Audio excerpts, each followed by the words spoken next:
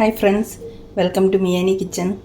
ഞാനിന്നിവിടെ കുറച്ചേറെ പച്ചമുളക് എടുത്ത് വെച്ചിട്ടുണ്ട്. നമുക്ക് ഈ പച്ചമുളക് കൊണ്ടൊരു നല്ലൊരു അടിപൊളി ടേസ്റ്റി ആയിട്ടുള്ള അച്ചാർ തയ്യാറാക്കിയെടുക്കാം. പച്ചമുളക് കൊണ്ട് അച്ചാർ ഉണ്ടാക്കുമ്പം ഭയങ്കര എരിവായിരിക്കില്ല എന്നൊക്കെ ഒരു സംശയം കാണും. ഒട്ടും എരിവ് കാണത്തില്ല. ഇത് ഉണ്ടാക്കിയെടുത്ത് കഴിയുമ്പോഴേക്ക് നമുക്ക് അതിനെ എരിവില്ലാതിരിക്കാനുള്ള ട്രിക്കൊക്കെ ഉണ്ട്. അപ്പോൾ നമുക്ക് പച്ചമുളക് കൊണ്ട് പെട്ടെന്ന് അച്ചാർ തയ്യാറാക്കിയെടുക്കാം. ആദ്യം നമുക്കിതിൻ്റെ ഞെട്ടൊക്കെ കളഞ്ഞിട്ട് വൃത്തിയാക്കി കൊണ്ടുവരാം. ഇത് കഴുകി വൃത്തിയാക്കി വെച്ചിരിക്കുന്ന പച്ചമുളകാണ്. ഇനി നമുക്ക് ഞെട്ടും കൂടെ കളഞ്ഞിട്ട് കൊണ്ടുവരാം. ഈ ഞെട്ട് പച്ചയായിട്ടിരിക്കുന്ന പച്ചമുളക് മേടിച്ചാൽ നല്ല ഫ്രഷ് ആയിട്ടിരിക്കും. അത് ഞെട്ടുണങ്ങാൻ തുടങ്ങിയാൽ പച്ചമുളക് വാടാൻ തുടങ്ങിയെന്നർത്ഥം. അപ്പം പച്ച ഞെട്ടോടുകൂടിയ പച്ചമുളക് മേടിക്കണം, അതായിരിക്കും ഫ്രഷ്. പച്ചമുളകിൻ്റെ ഞെട്ടൊക്കെ കളഞ്ഞ് ക്ലീൻ ചെയ്തെടുത്തിട്ടുണ്ട്. ഇതൊരു 150 ഗ്രാം പച്ചമുളകുണ്ട്. അപ്പോൾ ഇനി ഇത് നമുക്കൊന്ന് കട്ട് ചെയ്തെടുക്കണം. അപ്പോൾ ഇത്രയും പച്ചമുളക് കട്ട് ചെയ്തെടുക്കുമ്പോഴത്തേക്കും നമ്മുടെ കൈയൊക്കെ നീറിപ്പുകഞ്ഞ് ഒരു വകയാവും. അപ്പോൾ അത് കട്ട് ചെയ്യാനുള്ള ഒരു എളുപ്പ വഴിയും കൂടെ കാണിച്ചു തരാം. ഇതുപോലെ വക്ക് ഷാർപ്പായിട്ടുള്ളൊരു ഗ്ലാസ് എടുത്തിട്ട് അതുകൊണ്ട് നമുക്ക് ഇങ്ങനെ പ്രസ് ചെയ്ത് ഇത് കട്ട് ചെയ്തെടുക്കാം. ഇതാ 1 മിനിറ്റ് കൊണ്ട് ഇതുപോലെ കട്ടായിട്ടുണ്ട്. ഇനി നമുക്ക് 1 മിനിറ്റും കൂടെ കട്ട് ചെയ്യാം. അപ്പോൾ കുറച്ചും കൂടെ ചെറിയ ചെറിയ കഷ്ണങ്ങളായിട്ട് കിട്ടും. 2 മിനിറ്റ് കൊണ്ട് തന്നെ നമ്മുടെ മുളകുകളെല്ലാം കട്ട് ചെയ്തെടുത്തിട്ടുണ്ട്. ഇനി നമുക്കിതിനെ മറ്റൊരു പാത്രത്തിലേക്ക് മാറ്റാം. ഇതിൻ്റെ മുളകിൻ്റെ അരിയൊക്കെ കണ്ടില്ലേ സൈഡിൽ പറ്റിയിരിക്കുന്നത്. നമുക്ക് ആ അരി വേണ്ടെന്നുണ്ടെങ്കിൽ അത് മാറ്റിയിട്ട് ഇങ്ങനെ മുകളിൽ നിന്ന് മുളക് മാത്രം മറ്റൊരു പാത്രത്തിലേക്ക് മാറ്റിയിടാം. അപ്പം അരിയൊക്കെ മാറ്റി കളയുമ്പോൾ നമുക്ക് അച്ചാറിനുള്ള എരിവ് കുറഞ്ഞു കിട്ടും.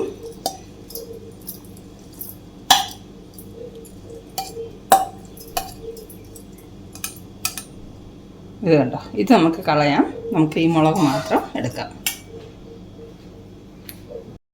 ഈ അച്ചാർ നമുക്ക് ഒരാഴ്ചയൊക്കെ ഫ്രിഡ്ജിൽ വെച്ചില്ലെങ്കിലും കേടുകൂടാതിരിക്കും. പിന്നെ ഒരാഴ്ച കൂടുതൽ സ്റ്റോർ ചെയ്ത് വെക്കാനുണ്ടെങ്കിൽ ഫ്രിഡ്ജിൽ വെക്കണം.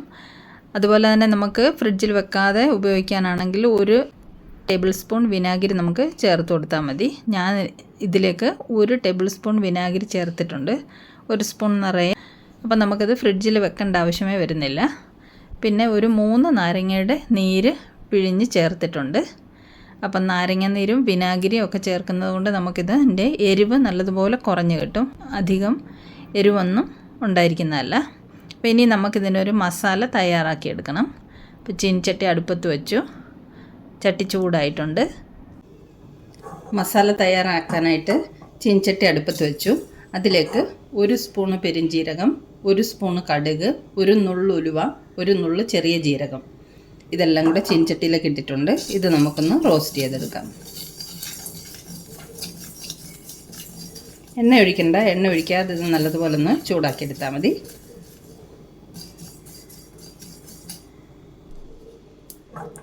നമ്മുടെ മസാലയ്ക്കുള്ള സാധനങ്ങളൊക്കെ റോസ്റ്റ് ആയിട്ടുണ്ട്. ഇത് നമുക്കൊരു മിക്സിയുടെ ജാറിലേക്ക് ഇട്ട് കൊടുക്കാം.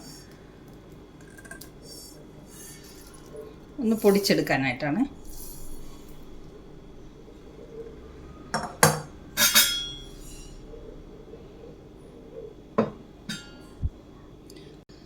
നമ്മുടെ മസാലയൊക്കെ റോസ്റ്റ് ചെയ്തെടുത്ത് ചീനിച്ചട്ടിക്ക് നല്ല ചൂടുണ്ട്. അപ്പോൾ അതിലേക്ക് തന്നെ നമുക്ക് അച്ചാറിലേക്ക് ആവശ്യത്തിനുള്ള എള്ളെണ്ണ ഒഴിച്ച് വെക്കാം. തീ കത്തിക്കണ്ട, ചൂടുള്ള ചീനിച്ചട്ടിയിലോട്ട് ഒഴിച്ചാൽ മതി. എണ്ണ നല്ലോണം ചൂടായിരിക്കട്ടെ. ഞാനൊരു 3 ടേബിൾ സ്പൂണോളം എണ്ണ ഒഴിച്ചിട്ടുണ്ട്. എള്ളെണ്ണയാണ്. അപ്പോൾ ഈ ചീനിച്ചട്ടിയിലിരുന്ന എണ്ണ ചൂടായിരിക്കട്ടെ. എണ്ണ ചൂടാക്കിയിട്ട് പുക വരാൻ പാടില്ല. അച്ചാറിന് ചേർക്കുമ്പോൾ ചൂട് ചീനിച്ചട്ടിയിൽ ഒഴിച്ച് വെച്ച് മാത്രം ചൂടാക്കിയാൽ മതി. ഇനി നമ്മുടെ ഈ പൊടിക്കാനുള്ള മസാലയിലേക്ക് 1/2 സ്പൂണ് കായം ചേർത്ത് കൊടുക്കുന്നുണ്ട്. 1/4 സ്പൂണ് മഞ്ഞൾപ്പൊടി ചേർത്ത് കൊടുക്കുന്നുണ്ട്, അച്ചാറിനൊരു കളറിന് വേണ്ടിയിട്ട്. ഇനി ഇതെല്ലാം കൂടെ നമുക്ക് തരിതരിപ്പായിട്ടൊന്ന് പൊടിച്ച് കൊണ്ടുവരാം. നമ്മൾ പൊടിച്ചു കൊണ്ടുവന്ന മസാല മുളകിലേക്ക് ചേർത്ത് കൊടുക്കാം.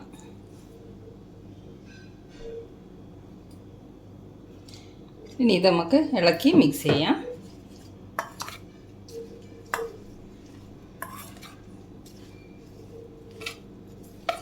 ഇതിലേക്ക് ഇനി ഒരു സാധനം കൂടെ ചേർക്കാനുണ്ട്. 1/2 സ്പൂണ് കരിഞ്ജീരകം, ഇതും കൂടെ നമുക്ക് ഇതിലേക്ക് ചേർത്ത് കൊടുക്കാം. ഇനി ഇതെല്ലാം കൂടെ നല്ലതുപോലെ മിക്സ് ചെയ്തെടുക്കാം നമുക്ക്.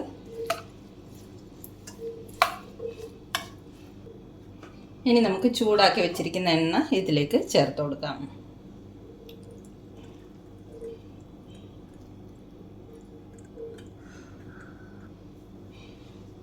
ചൂടാക്കി വെച്ചിരുന്ന എണ്ണയും ചേർത്ത് കൊടുത്തിട്ടുണ്ട്. ഇനി നല്ലതുപോലെ മിക്സ് ചെയ്യാം. ടേസ്റ്റ് ചെയ്ത് നോക്കിയിട്ട് ഉപ്പ് കുറവാണെങ്കിൽ കുറച്ച് ഉപ്പും കൂടെ ചേർത്ത് കൊടുക്കണം.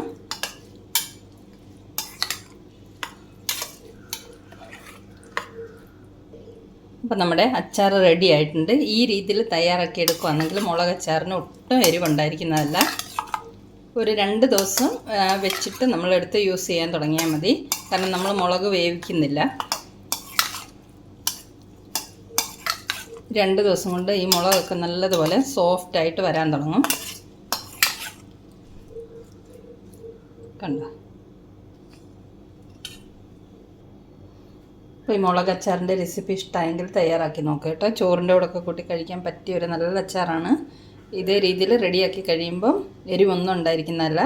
അപ്പം മറ്റൊരു സിമ്പിൾ റെസിപ്പിയുമായി നമുക്ക് മിയാനി കിച്ചണിൽ വീണ്ടും കാണാം. Thanks for watching the video.